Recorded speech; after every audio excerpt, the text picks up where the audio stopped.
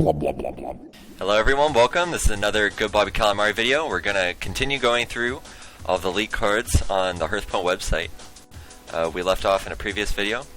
If you'd like, you could check that out. We'll link it in the description. Right now we're starting on this card. This is Ethereal Arcanist. This is a 4 mana 3/3 minion. And it says, if you control a secret at the end of your turn, gain +2/+2. If it stacks at the end of the turn, that's really good. Yeah, that seems insane. You just play, that's play really good. Ice Block. It's pretty much going to stay on the field the entire game. I mean, you have to take fatal damage for it to go away. So this thing could just get continually stronger and stronger. Our next card is Holy Wrath. It's a 5 mana paladin spell. Draw a card and deal damage equal to its cost. I don't know if I like that card at all. Because it's 5 mana. It's so expensive. Yeah. In order for the card to really be worth it, like opposed to equivalent cards, it has to be at least a 3 mana card that you draw. You're taking the chance if you're targeting a minion with that, you don't know whether or not you're going to kill it or not, and then you just wasted 5 mana. That's so much mana. So that card's kind of a big risk. And then another question: do you choose what you're attacking prior to or before getting the card? Like, you draw the card and you see it's 6 mana to play that card that you just drew.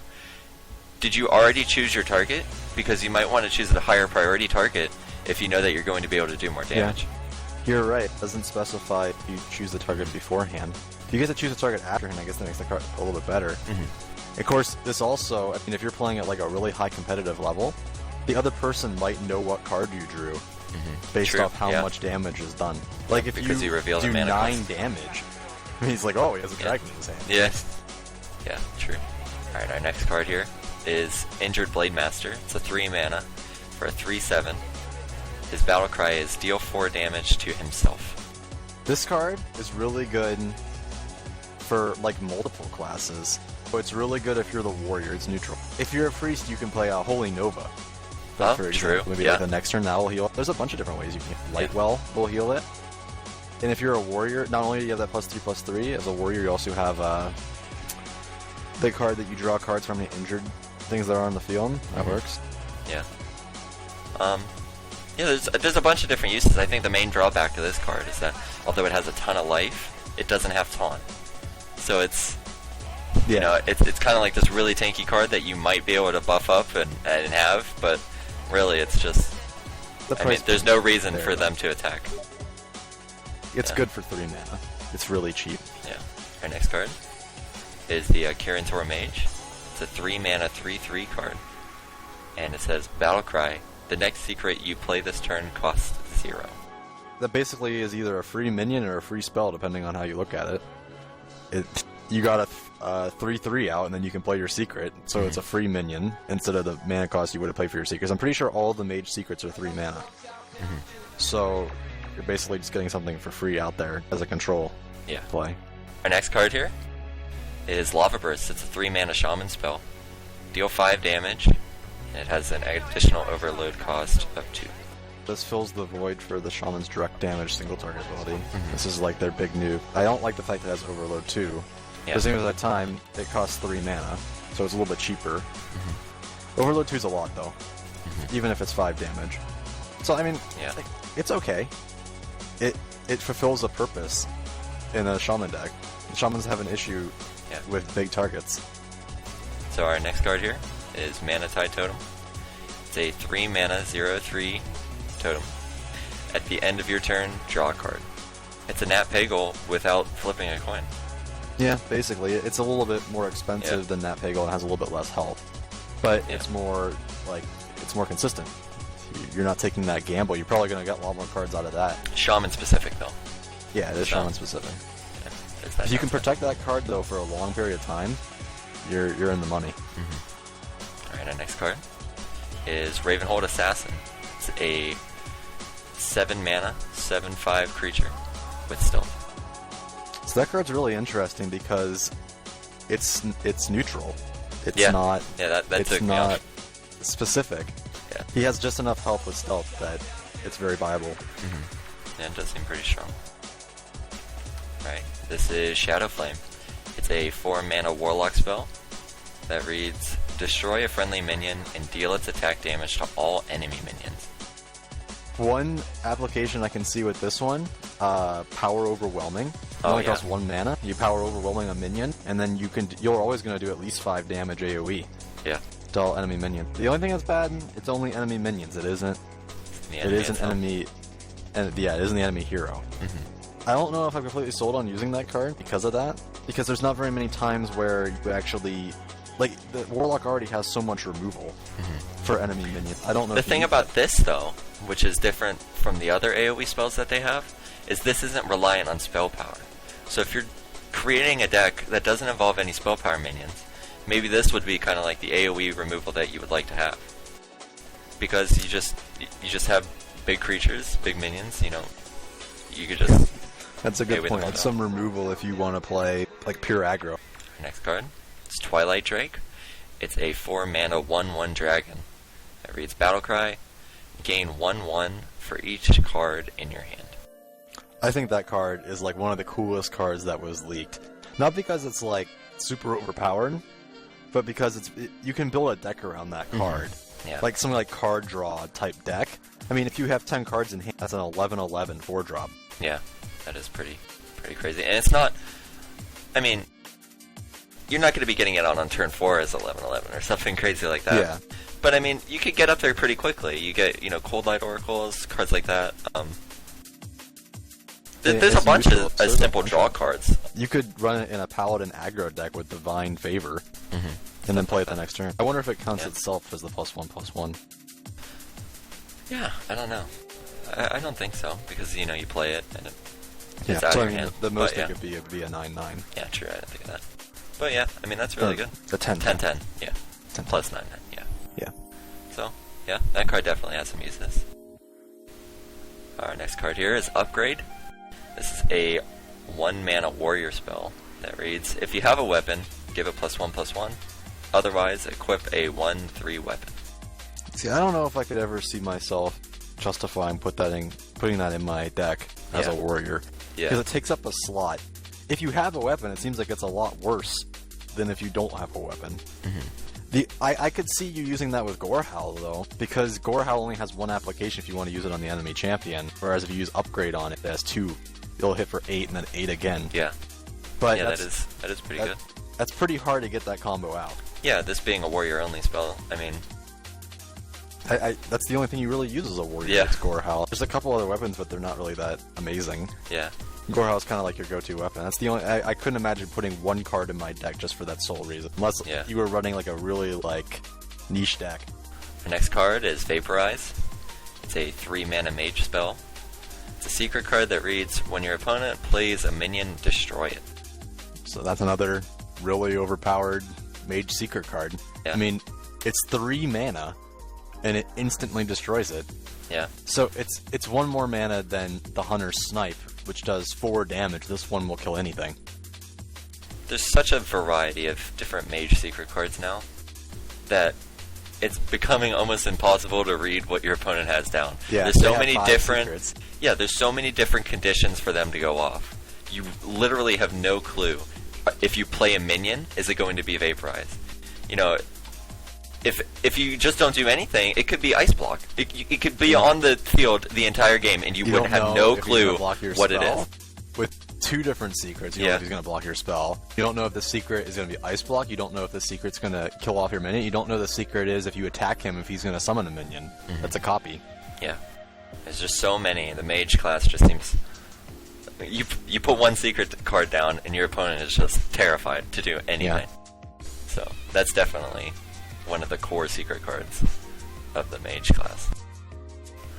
Next card here is Blessing of Might. So 1 mana paladin spell.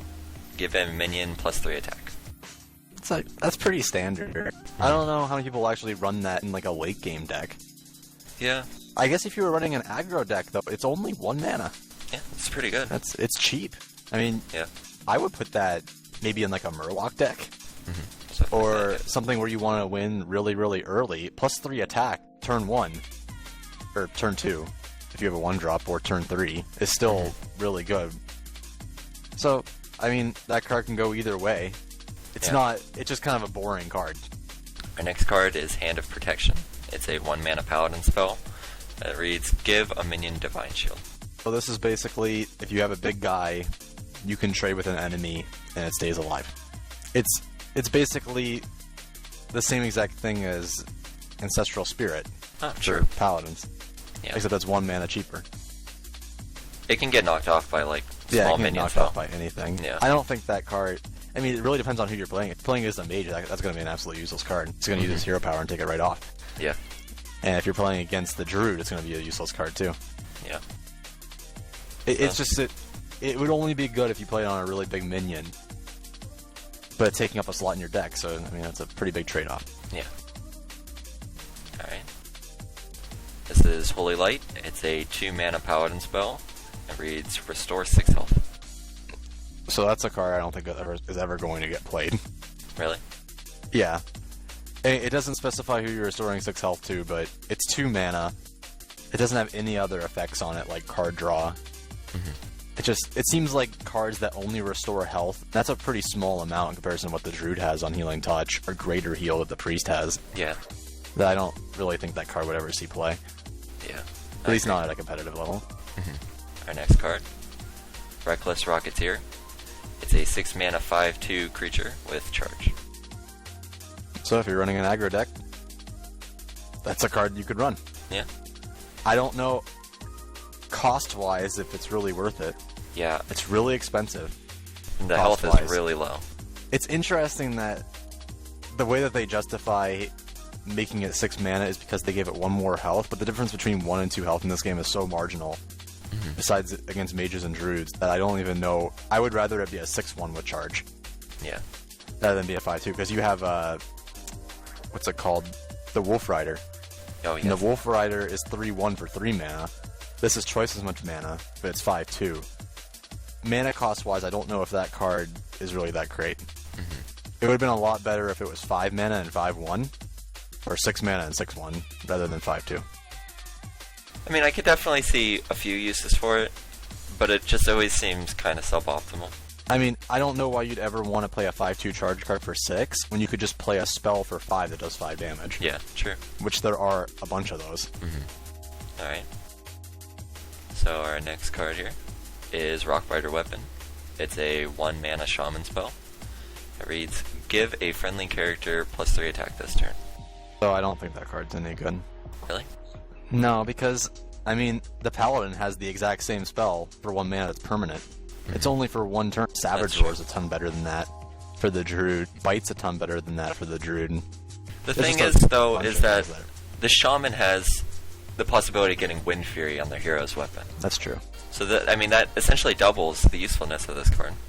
Yeah, I mean, you could put it on, it doesn't specify minion, so you could put it on yourself for Wind Fury, like that Stormforge axe. Yeah. Or you could put it on a Wind Fury target as well. Yeah, Wind Fury make it a little bit harder. It's just, I don't like cards that aren't permanent, that only cost like a little bit of mana, because you feel like when you draw that card, if you don't have that combo, then that card is not very good. Yeah. Yeah, you can only use it in a very small amount of situations. Our next card is Abusive Sergeant. He is a 1-mana 1/1 creature, and has Battle Cry. Give a friendly minion +2 attack this turn. For an aggro deck, that's a good card. Yeah. You're getting +2 damage out. If you drop that on turn 2, with another 1 drop out, you're getting +2 damage. You're running like a weenie type deck, a weenie rushdown. Other than that, I don't think you really use that card very often. Yeah, it just seems, if you're willing to trade your other friendly minion, whoever you give the buff to, if you're willing to trade that away, it's better than Elven Archer by 1 damage. Otherwise, it's just worse than Elven Archer. I mean, you're going to be putting your other minion in danger. So, and it's only 1 turn. In comparison to the last card we just did, that gives Rockbiter Weapon, that gives +3. This card is the same price, and you're getting a 1/1, but you're giving something else +2. You may as well have just used, if you were playing a Shaman, use Rockbiter Weapon and just giving it +3, and not bothered. This card relies on another card in order to be played. Yeah. We're going to take a look at our next card here. Now this one, we already knew about it, but we weren't exactly sure how it worked. This is Animal Companion. It's a 3-mana hunter spell that reads, summon a random beast companion.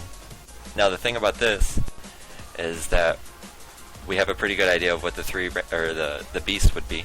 We have here Puffer. He's a 3 mana, 4/2 charge pet. Leok, which is a 3 mana, 2/4 pet that reads, other friendly minions have +1 attack. Or Misha, which is a 3 mana, 4/4 taunt pet. Whether or not you're running control or aggro, it seems like you would always want to have Animal Companion because it's really cost efficient. Yeah. Like extremely cost efficient. Misha is an upgraded version of the Grizzly, which is 3 mana for 3/3. This card's 3 mana for 4/4. Leok has an amazing buff, especially if you're running aggro. That's Raid Leader. Yeah, it's Raid Leader with 2 more health. And Huffer. Yeah, Huffer, it's 4 free damage. Yeah. With charge. That's we were really just recently talking about that charge card. This also has 2 health, and it's half the mana cost as a Reckless Rocketeer here. You know, it's obviously less damage, but you know, it's definitely, no matter what card you get.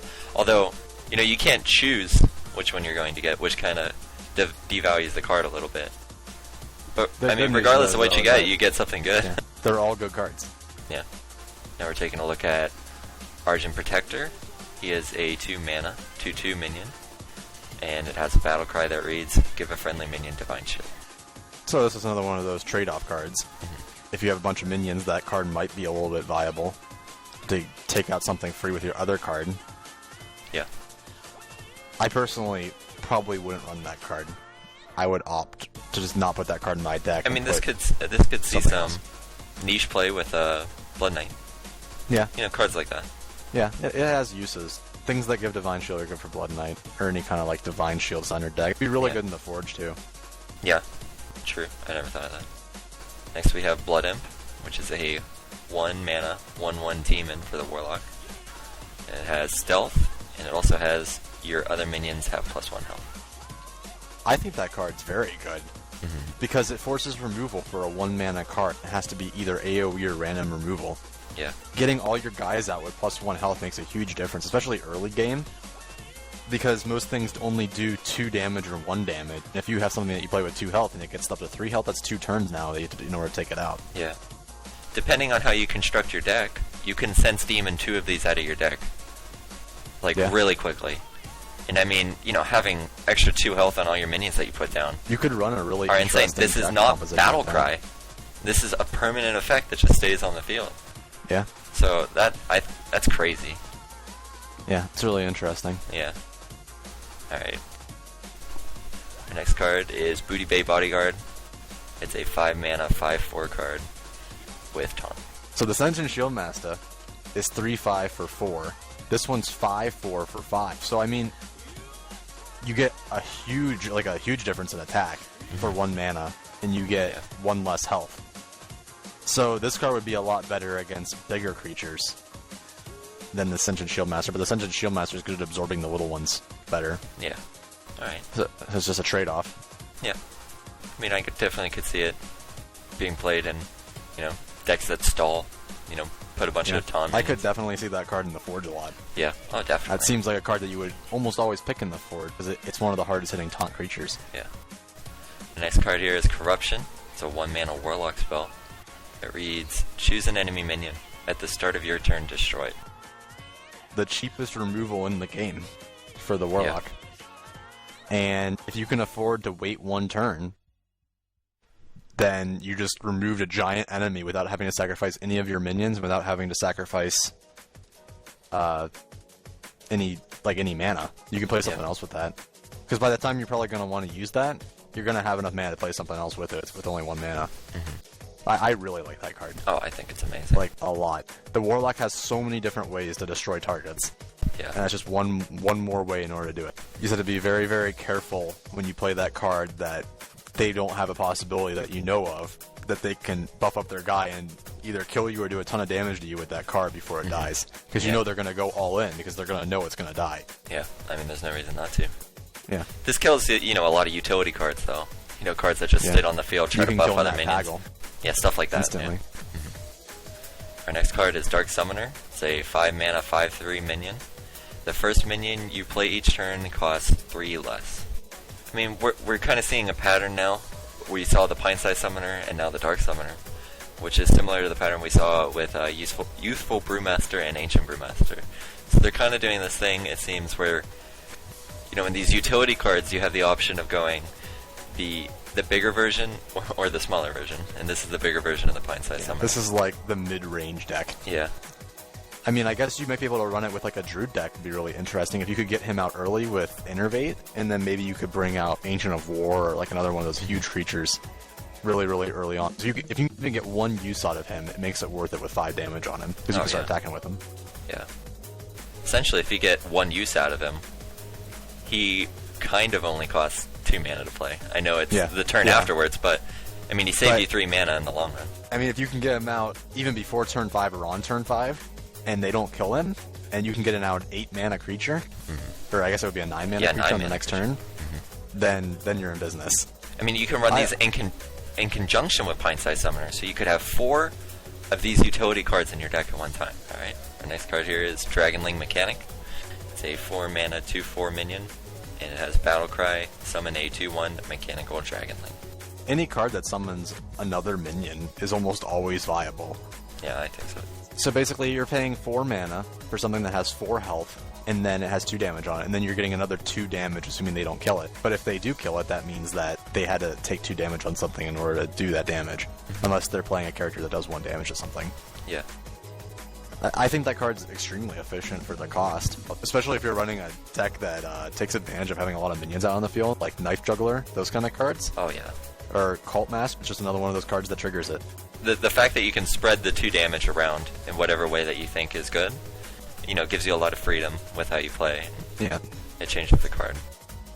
Alright, the next card we're looking at here is Dread Corsair. It's a 4 mana 3/3 pirate that has Taunt. And it says cost 1 mana less per attack of your weapon. If you're running a pirate deck, I mean, I could see that card being played a lot. I don't think the second effect is really as good as it could be, because it's more expensive than a taunter that you could get without the attack on it, but you had to spend that extra mana in order to play your weapon. He's good because he has taunt, and he's good because he's a pirate, and that secondary effect is just an added bonus. I agree. Here we're looking at Dread Infernal. It's a 6 mana 5/5 demon card for Warlocks. It has Battlecry, deal 1 damage to all other characters. 6 mana is a lot to deal 1 damage to everything else, and by the time that guy comes out, 1 damage probably isn't going to be enough to really do all that much to the enemies. You might screw yourself over. You don't know what kind of situation you're going to be in. Next card we're looking at here is Eye for an Eye. This is a 1 mana paladin spell. It's a secret card that reads, when your hero takes damage, deal that much damage to the enemy hero. I don't think that card is that good just because there aren't that many paladin secrets that the other player is most likely going to be able to only take 1 or 2 damage from that if they play intelligently. Because almost every single mage, they're only going to take 1 damage if they hero spell you before it. If they see you have a secret down, they're always going to test with their hero ability. Yeah. Because there's only so many hero abilities the paladin can play. Mage can do it, Hunter can do it, Druid can do it. Druid won't even take any damage. Paladin can summon something that can hit it. There's just a lot of different ways to take that off. I mean, it just seems like that would only be good against someone that doesn't know what they're doing. Yeah. Our last card here is Fire Elemental. It's a 6 mana 6/5 Shaman minion that has Battlecry, deals 3 damage. So Shamans do have a problem with taking down single targets. They add in Lava Burst to help a little bit with that. It's expensive, but it has 6 attack and 5 health. That's decent stats. And the 3 damage does not specify where you deal it to, so that means you can do it anywhere. It's a pretty well-rounded card. Yeah, 3 damage is enough to take out a lot of different cards. Yeah. That wraps up this video. We are going to do another video with more card spoilers, and then another video with changes to cards that were already imported into Cockatrice. So you can check all those videos out. We're going to put links in the description so you can check all those out. Alright, thanks guys.